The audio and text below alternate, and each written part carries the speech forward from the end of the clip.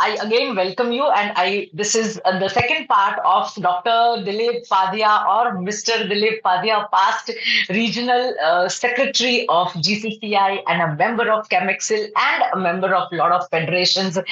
Dilip Padhiya sir, मैं आपका एक और बार स्वागत करती हूँ ट्रिपल आईएन की यूट्यूब चैनल पे। सर, मुझे ये जानना है आपसे, आपने बहुत सारा एक्सपोर्ट किया है और उसमें रशिया, मुझे याद है आपसे जब भी मैं मिलती थी आप रशिया में एक्सपोर्ट करते थे, और उस समय रशिया में ये वॉर भी चल रही थी और रशिया, इंडिया से कोई रशिया में एक्सपोर्ट करे उसे बहुत कम लोग थे तब, और उसके बाद वॉर शुरू हुई।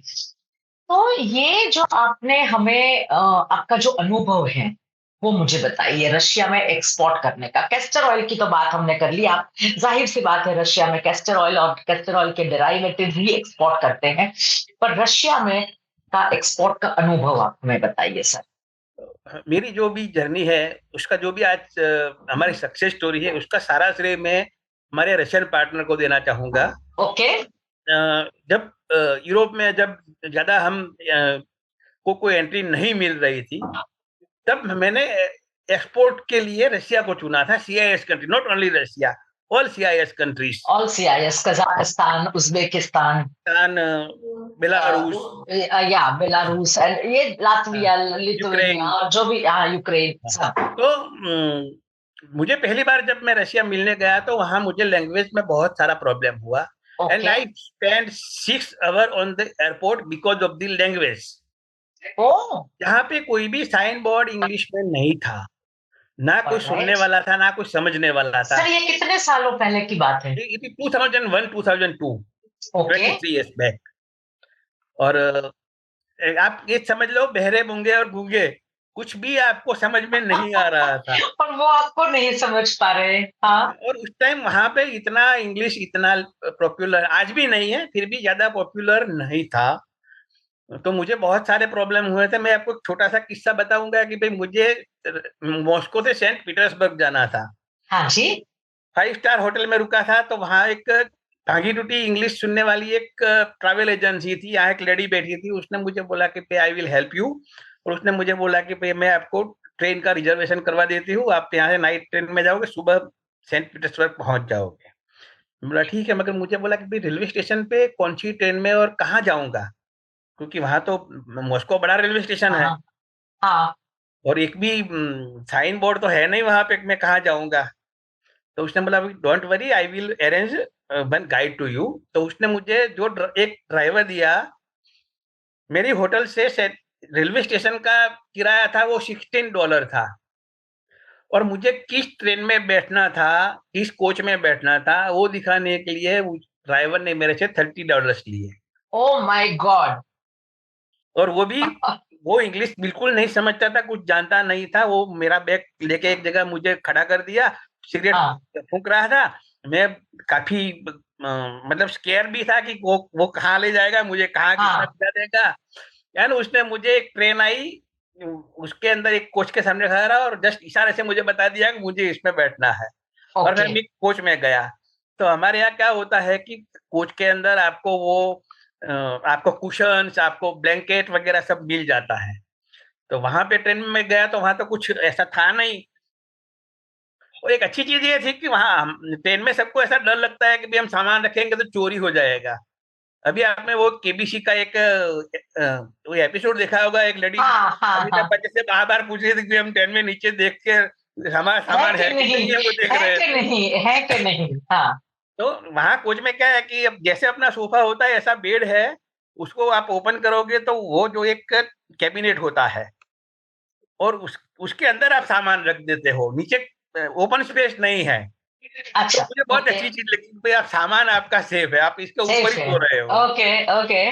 फिर क्या है कि वो एक वहां टीटी लेडी आई, तो उसने मुझे कुछ पूछा मनी के लिए।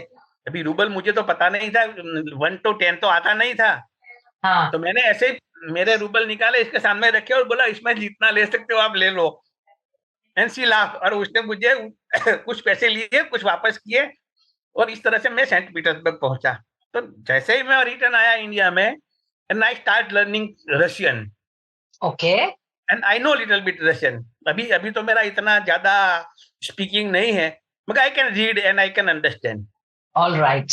तो और सर, मैं आज की तारीख में आपके जितने भी नए हैं पुराने जो भी है, आज तो सारा युग ट्रांसलेट का है कि भाई टेक्नोलॉजी का। फिर भी मैं एक बात अपने जो भी नए लोग बच्चे जो पढ़ने आपके पास आते हैं, एक चीज जरूर बोलूंगा कि यू मस्ट लर्न 2-3 लैंग्वेज।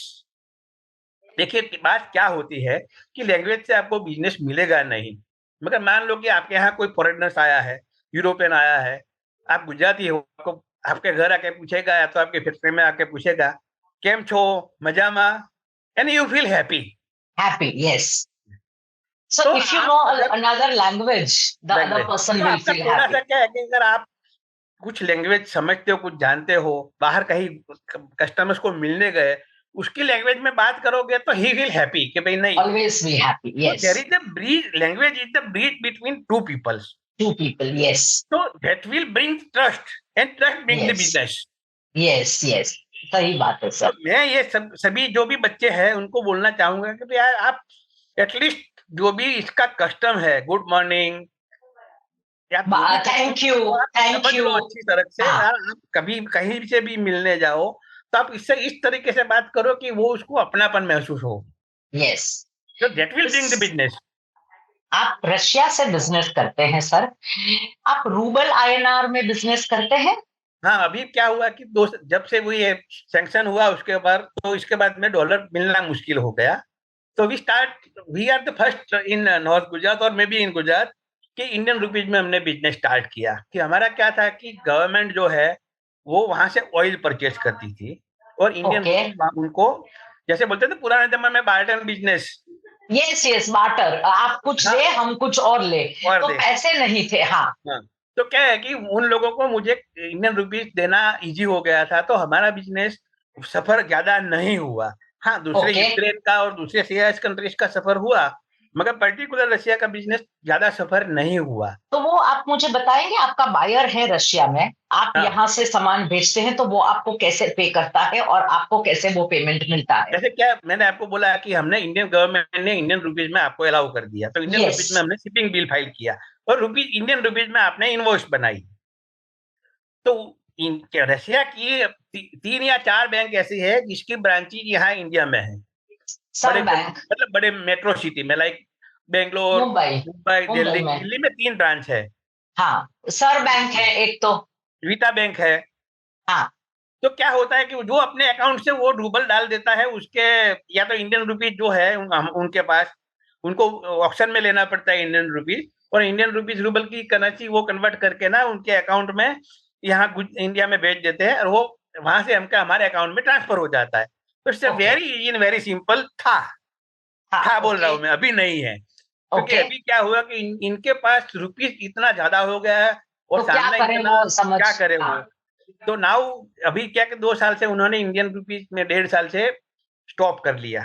तो अब क्या कि वो हाँ, रूबल में कन्वर्ट कर हाँ, रहे हैं। हाँ, हाँ, तो एक चीज का मैं यहाँ सबको बोलूंगा, जो भी पुराने हैं या नए कस्टमर हैं, या तो जो नए लोग या जो पुराने एक्सपोर्ट करते हैं, उनके लिए भी मैं बोलूंगा कि भाई आप एक्सचेंज रेट कैसे चेक करोगे। क्योंकि आज की तारीख में जो अवेलेबल है मैकलाई या तो XE, आज ज्यादातर यस, लोग XE यूज ये करते हैं, यूज करते हैं, यस, मगर करेंसी XE एक्सचेंज पे के। जो है वो करेक्ट रेट नहीं होता है। ओके। उसके और बैंक के रेट में बहुत ज्यादा वेरिएशन है। हाँ, ओके। तो मैं ये बोलूंगा कि भाई आप जब भी इंडियन रुपीज में इनवॉइस बनाओ तो आप बायर से ये बात कंफर्म कर लो कि भाई आप जब पेमेंट करने वाले हो तो ये बैंक से मैं जो आपको रेट दूंगा वो 1 वीक वैलिड रहेगा, और 1 वीक के अंदर आपको वो पेमेंट करना है रूबल में। ओके, तो ओके। बैंक से आपको एक लेटर लेना पड़ेगा और उसमें इनको बोलना पड़ेगा कि भाई मुझे आज की तारीख में 1 वीक वैलिड हो ऐसा आपका कुछ करेंसी रेट दो, conversion that rate. Is rouble INR. Rouble INR, INR rouble. INR rouble वो आपको क्योंकि मिलेगा। उनको क्या हाँ, है कि उनके पास भी कोई बेज नहीं है। आपने इंडियन रुपीज में ओके। इनवॉइस तो बना ली, हाँ, तो वो कितने रूबल देंगे आपको, किस हिसाब से देंगे। अगर आप इनको बोलोगे भाई एक्सी देख के कर लो और एक्सी में उसने करके दिया तो आपको लॉस भी हो सकता है। Okay, yes. तो इट इज बेटर कि भाई you take one letter from the bank from the bank, okay. और एंड फिर? Give to the customers. Okay, buyer को दे दिया, फिर? हाँ, फिर आप आपने जो भी इनवॉइस बनाया है इंडियन रुपीज का, वो इनवॉइस में आपको नीचे इसको कैलकुलेट करके रूबल का एक नया इनवॉइस बना के दे दो, ओके, और ठीक है, internal purpose. Okay, okay, okay. तो वो बंदा जो रशिया में बैठा है वो उतने रूबल उसकी बैंक में जमा कर देगा। हाँ, वो जो बैंक इंडिया में है वो रूबल को आईएनआर में कन्वर्ट करके आपकी बैंक को दे देगी। दे देगा, हाँ, हाँ, तो ये रूबल आईएनआर आपके लिए अभी स्मूथ हो गया है। स्मूथ हो गया। ओके। एक और चीज है, रूबल आईएनआर में आप बिजनेस करते हो, आईएनआर ही आपको मिलेगा। Is it profitable? Yes, definitely, because क्या है कि इंडियन रुपीज में आप बिजनेस कर रहे हो तो आपको करेंसी का जो भी फ्लक्चुएशन उसमें जाने की जरूरत जाने नहीं की है। जरूरत ही नहीं है। एक ओके, रुपये का भी आपको लॉस होगा नहीं। Okay, so it's a profitable. It's a आपका प्रॉफिटेबल रिस्क बिल्कुल बिजनेस। जीरो हो गया। रिस्क आपका पेमेंट। और रशिया में एडवांस पेमेंट का दौर है सर?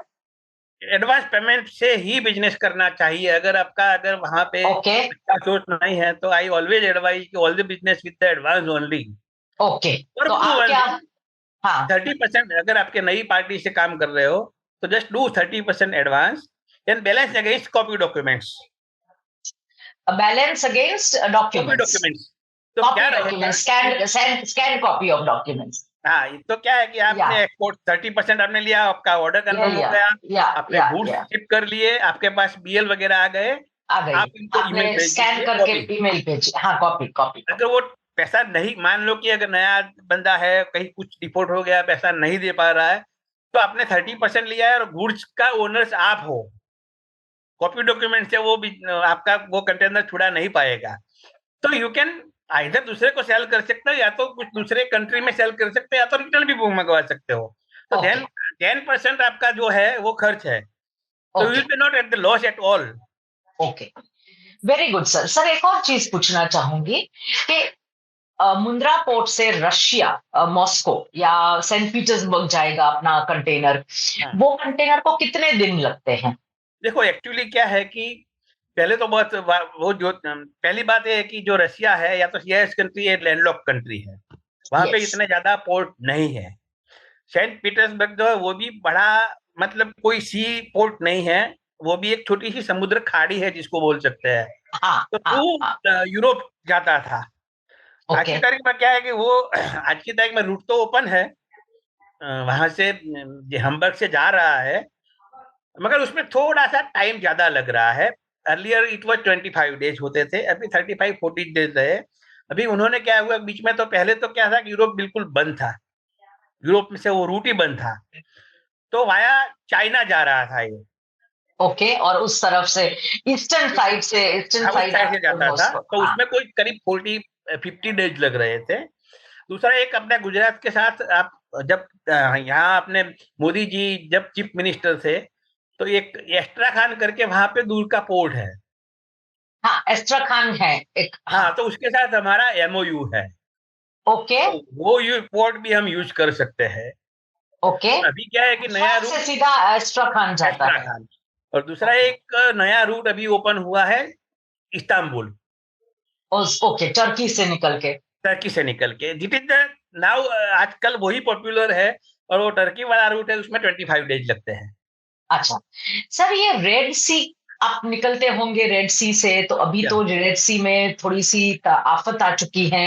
ब्लैक सी में हुथीज आफत वहां आई है। पर। हाँ, ब्लैक सी का तो रूट अभी बंद है, बंद है। ब्लैक सी का ओके, रूट टोटली नहीं, बंद है, वहां यूज नहीं कर सकते। Okay, okay. All right sir, आपको यदि हमारे दर्शकों को कुछ कहना है, हमारे स्टूडेंट्स को कुछ कहना है, तो प्लीज प्लीज। हाउ इज हाँ, Russia as a country to export from India? Russia कैसा एक देश है? रशिया, फिर CIS कंट्रीज, यूक्रेन में आप करते हैं सर एक्सपोर्ट? बिल्कुल बिल्कुल, अभी अभी भी करते अभी हैं? अभी भी करते हैं। ओके। और यूक्रेन आपको यूक्रेन का डॉलर्स में अभी पे क्या है करता कि है? यूक्रेन में डायरेक्ट पोर्ट पे नहीं कर सकते, तो उनके ओके, पास दो ऑप्शन है। एक तो ये इनका नियरेस्ट पोर्ट है रोमानिया, ओके, और एक पोलैंड है, ओके, जिडनिया। तो वो ओके, दो पोर्ट से गिरवाए, वो क्लियर करा के वहां से बाय रोड ले जाते हैं।